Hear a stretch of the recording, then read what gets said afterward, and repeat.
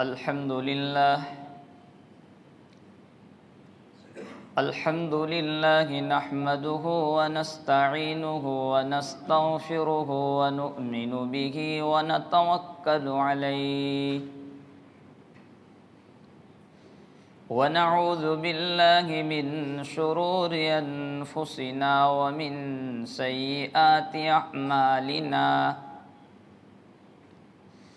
من يهده الله فلا مضل له ومن يضلله فلا هادي له ونشهد أن لا إله إلا الله وحده لا شريك له ونشهد أن سيدنا ومولانا محمدا عبده ورسوله صلى الله تعالى عليه وعلى آله وأصحابه وسلم تسليما كثيرا كثيرا وداعيا إلى الله بإذنه وسراجا منيرا أما بعد فأعوذ بالله من الشيطان الرجيم بسم الله الرحمن الرحيم ومن يرغب عن ملة إبراهيم إلا من سفه نفسه ولقد اصطفيناه في الدنيا وإنه في الآخرة لمن الصالحين إذ قال له ربه أسلم قال أسلمت لرب العالمين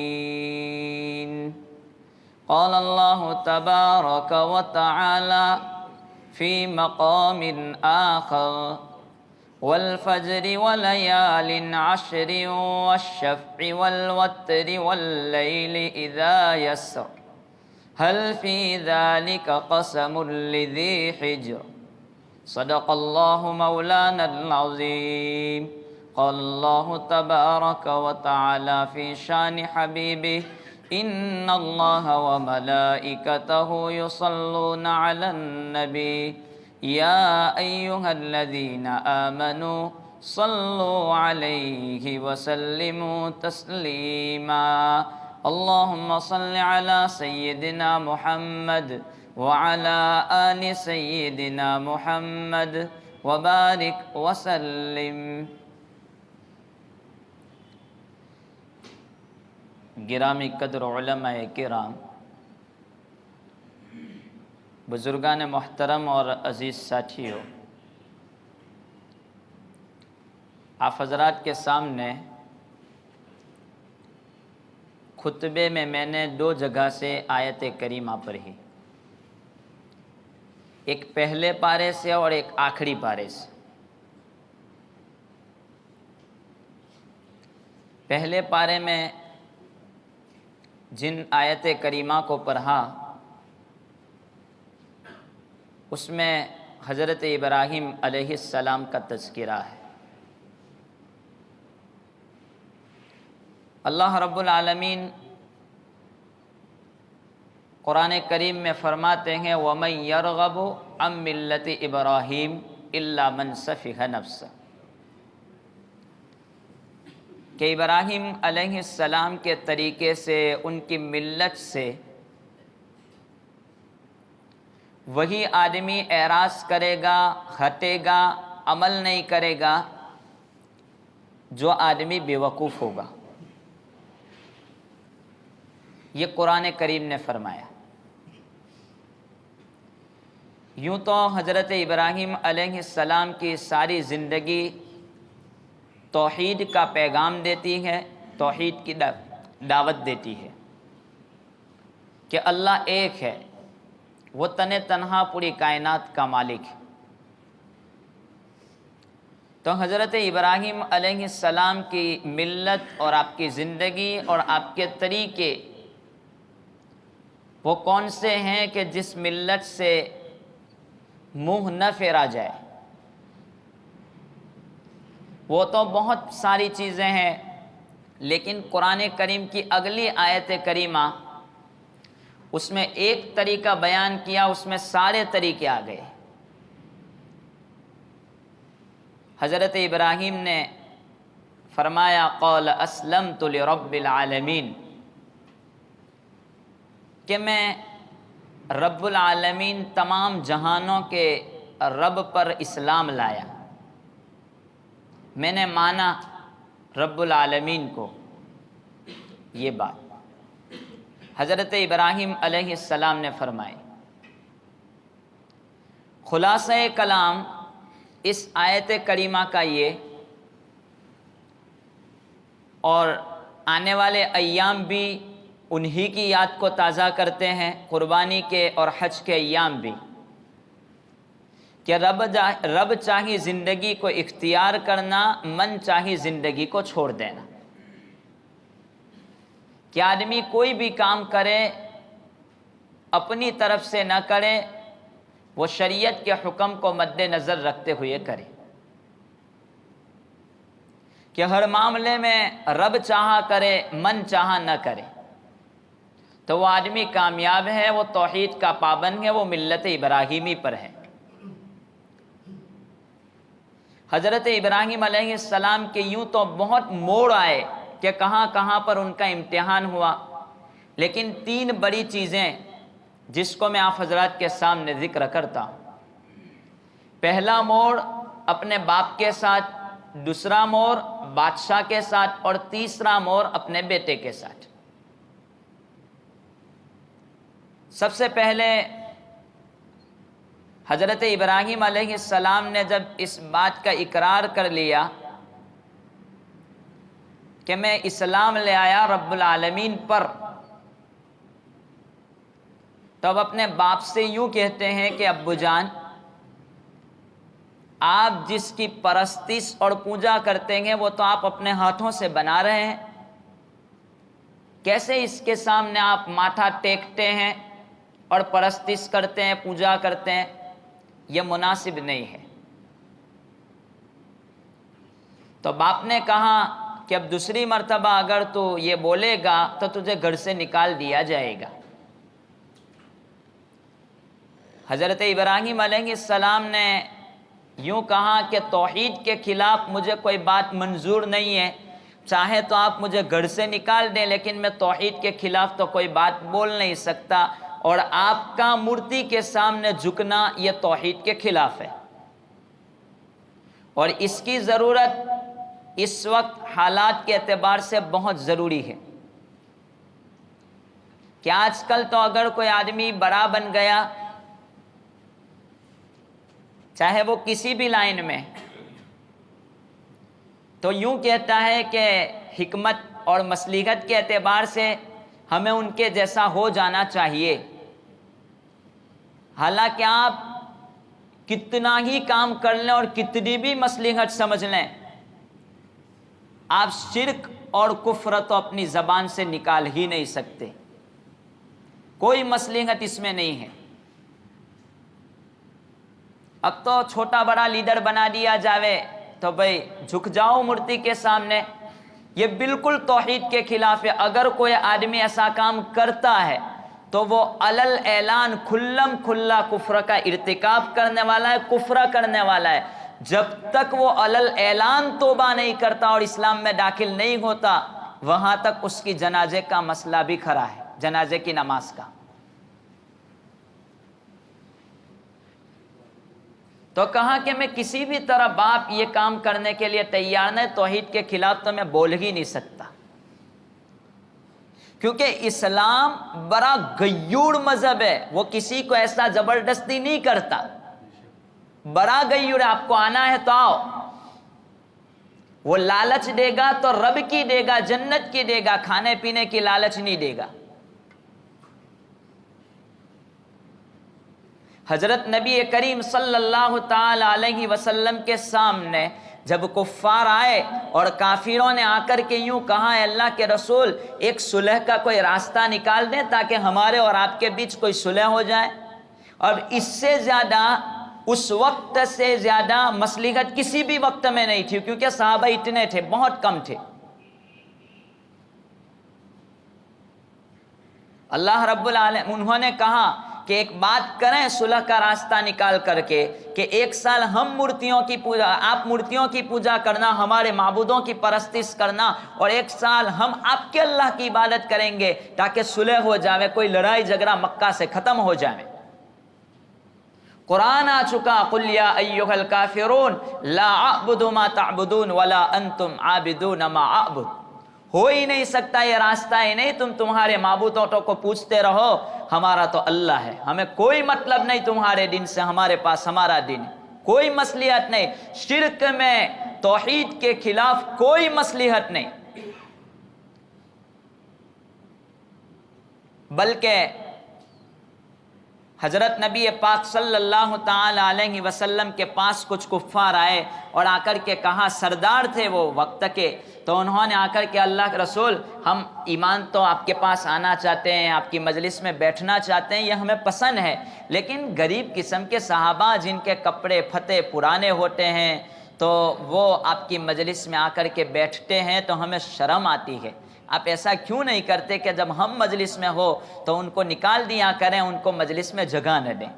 اب یہ تو اپنی ذات کے لیے نہیں تھا، رسول پاک صلی اللہ علیہ وسلم کی اسلام کی ترقی تھی، ان کو لے کر کے بیٹھے اللہ کے رسول۔ اتنے میں ایک نابینا اور اندھے صحابی حضرت عبداللہ ابن ام مکتوم آئے، دور سے دیکھا کہ آ رہے ہیں، رسول اکرم صلی اللہ علیہ وسلم کے چہرے پر بل پڑنے لگے، تیوڑی چڑھنے لگی اور پریشانی کے آثار ظاہر ہونے لگے۔ قرآن آ چکا، عبس وتولی ان جاءہ الاعمی، ایک اندھا آیا تو تو نے اپنے چہرے کو بگاڑ دیا، ہو ہی نہیں سکتا۔ اسلام بڑا غیور مذہب ہے، اسی لیے جب ایک عورت اپنے ساتھ دوسرے شوہر کو پسند کرنے میں وہ ہچکچا اٹھتی ہیں، آگے اٹھتی ہیں، اور وہ یوں کہتی ہیں کہ مجھ سے محبت کم ہوتی ہیں، وہ اللہ بڑا غیور ہے۔ اگر آپ نے اپنی 100% نماز میں 1% بھی یوں سوچ لیا کہ یہ نماز میں کسی کے لیے پڑھتا ہوں، تو اللہ کہتا ہے جا تو اس سے بدلا لیجے، مجھے تیری نماز کی کوئی پرواہ نہیں۔ چاہے آپ حج کے لیے لاکھوں روپے خرچ کر ڈالیں اور اتنا لمبا سفر کر ڈالیں، اللہ کہتا ہے مجھے کوئی پرواہ نہیں، تو جانے تیرا حج جانے، اس کا میرے پاس کوئی بدلہ نہیں ہے۔ اسلام بڑا غیور مذہب ہے، وہ پسند ہی نہیں کر سکتا کسی کے سامنے جھکنا۔ تو مصلحت حالات میں کچھ بھی نہیں ہے، ہم کریں گے وہ کام جو اسلام کے مطابق ہوگا، وہ کام تو کسی بھی شرط پر قبول نہیں کہ ہم اسلام کا دیوالیہ نکالنا پڑے اور اسلام کو ہمیں اپنے ہاتھوں سے ڈھونا پڑے۔ یہ پہلا سبق حضرت ابراہیم علیہ السلام، باتیں بہت لمبی ہیں لیکن مختصر یہ کہ توحید میں اپنے باپ سے کہا کہ آپ گھر سے نکال دیں مجھے منظور ہے، لیکن توحید کے خلاف تو میں بول ہی نہیں سکتا، یہ مردی ہے، کچھ کام دے ہی نہیں سکتی، کچھ نہیں کر سکتا، دنیا کی کوئی طاقتیں بچا نہیں سکتی، مار نہیں سکتی، یہ توحید ہے، اس کے خلاف تو میں بول ہی نہیں سکتا۔ یہ پہلا سبق، اس کو پکا کریں، حالات ویسے ہی ہیں۔ حضرت ابراہیم کے خلاف جو حالات تھے وہ آج قرآن کریم قیامت تک، آج ہمیں بھی سیکھنے کی ضرورت ہے۔ آئیں گے ویسے حالات، قرآن قیامت تک کے لیے وہ لکھ کر کے آپ کے پاس آ چکا پورے نمونہ شکل کہ ایسا ایسا بھی ہو سکتا ہے آپ کے ساتھ، لیکن آپ اپنے اسلام کا کبھی سودا مت کر دینا، کیونکہ اسلام کے مطابق یوں لکھا ہے کہ اگر ایک آدمی کے پاس رائی کے دانے کے برابر بھی ایمان ہوگا تو دنیا سے 10 گنی بڑی جنت دی جائے گی اس کو۔ تو کیا ایمان، کوئی ملاوٹ نہیں اس میں، کوئی شرک نہیں، توحید کے خلاف بات ہے ہی نہیں۔ یہ پہلا مقابلہ باپ کے ساتھ ہوا، نہیں ہو سکتا۔ دوسرے نمبر پر حضرت ابراہیم علیہ السلام نے یہ بات کہی تو اب بادشاہ کا وقت آیا۔ بادشاہ نے کہا اس کو اٹھاؤ، گوفن میں ڈالو۔ واقعہ بہت لمبا، اس کو میں ذکر نہیں کرتا، جو سبق ہے اس کو میں ذکر کر دیتا ہوں، اور اس کو آگ میں ڈال دو۔ کھلبلی مچ گئے آسمان میں، فرشتوں نے کہا اللہ ابراہیم کے ساتھ یہ معاملہ ہے، دوڑے چلے گئے، کہا کہ جاؤ اگر وہ مدد لیتا ہے تو دے دو۔ آئے فرشتے، آ کر کے حضرت جبرائیل نے کہا کیا مدد؟ تو کہا کہ نہیں ہو سکتا، جو مدد کرنے والا ہے وہ مجھے دیکھتا ہے، مجھے تیری مدد کی کوئی ضرورت نہیں ہے۔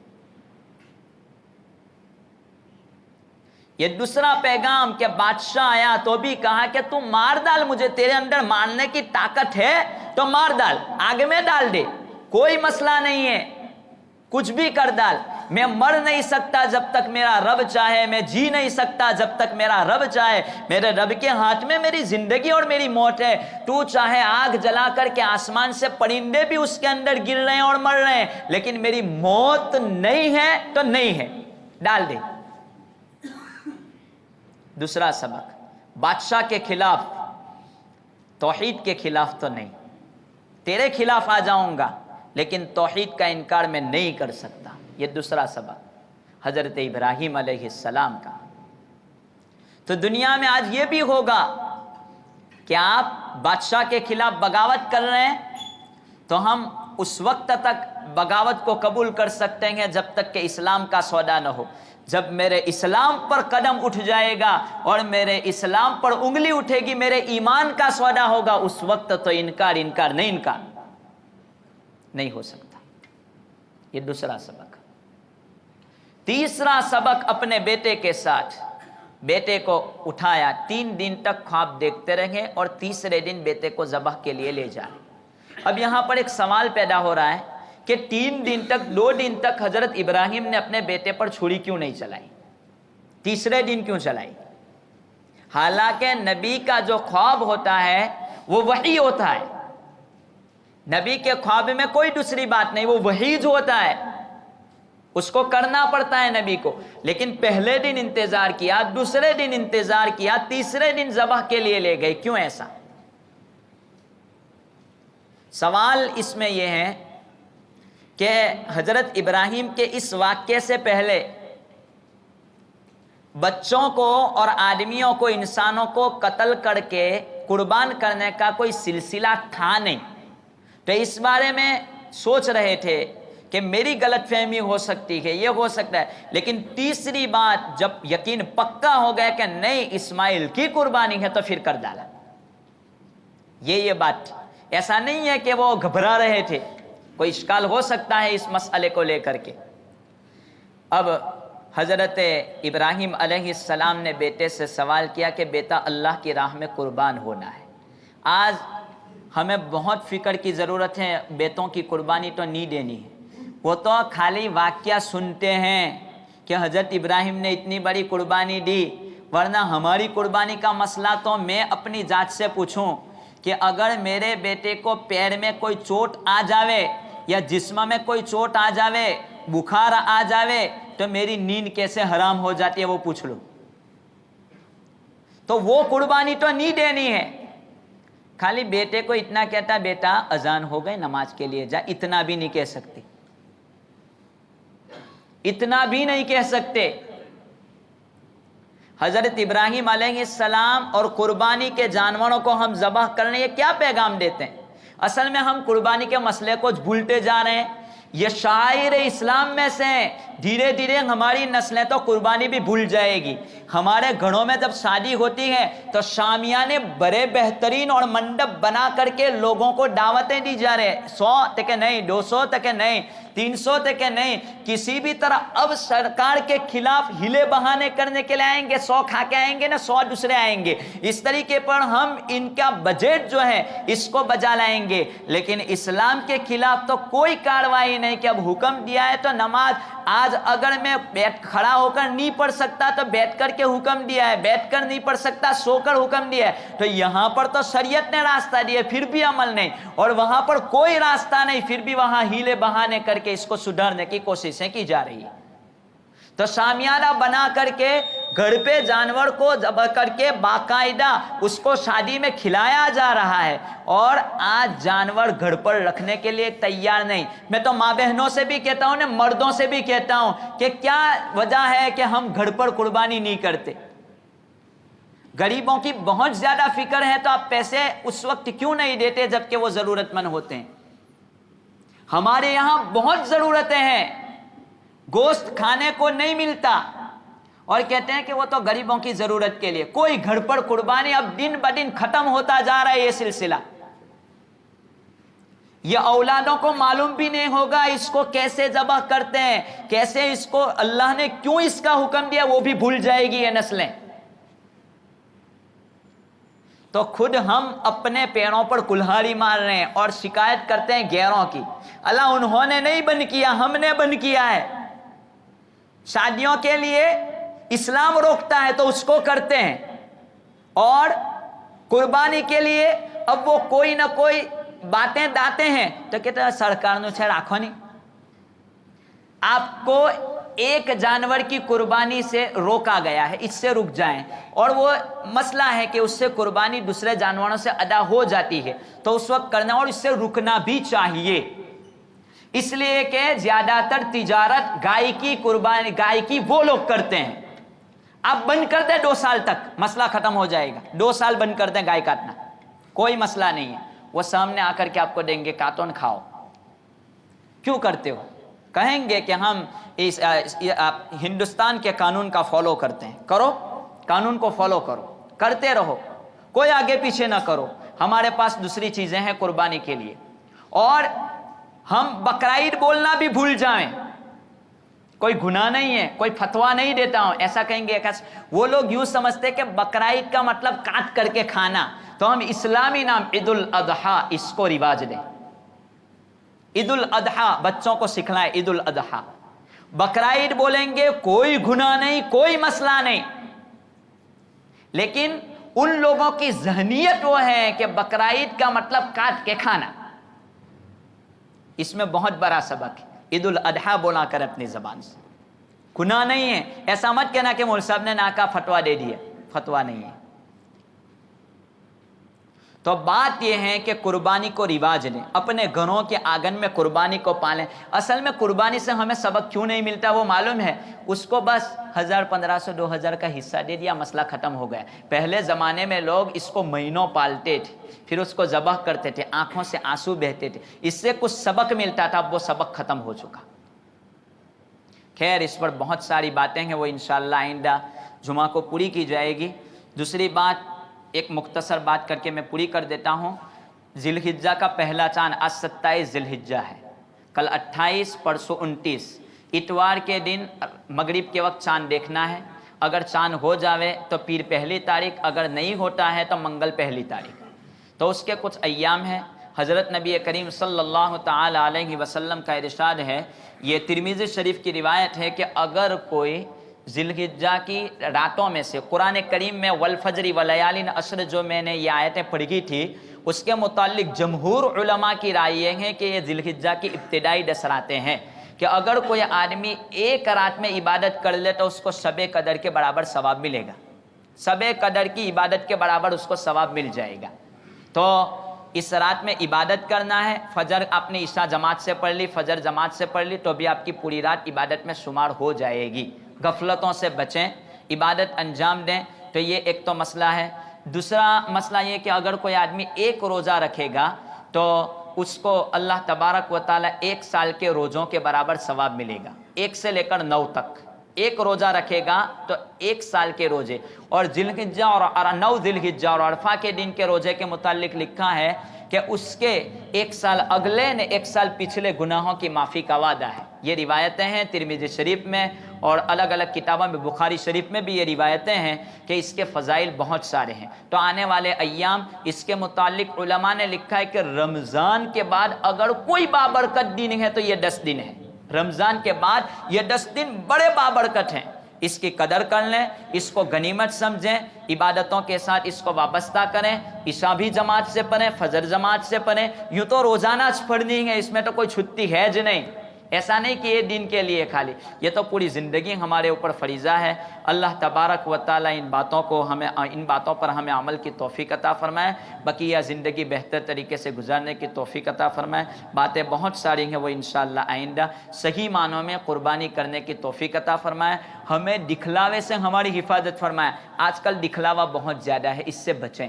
اللہ کے لیے قربان کریں. اس پر انشاءاللہ آئندہ کچھ گفتگو ہوگی. آخر دعوانا الحمدللہ.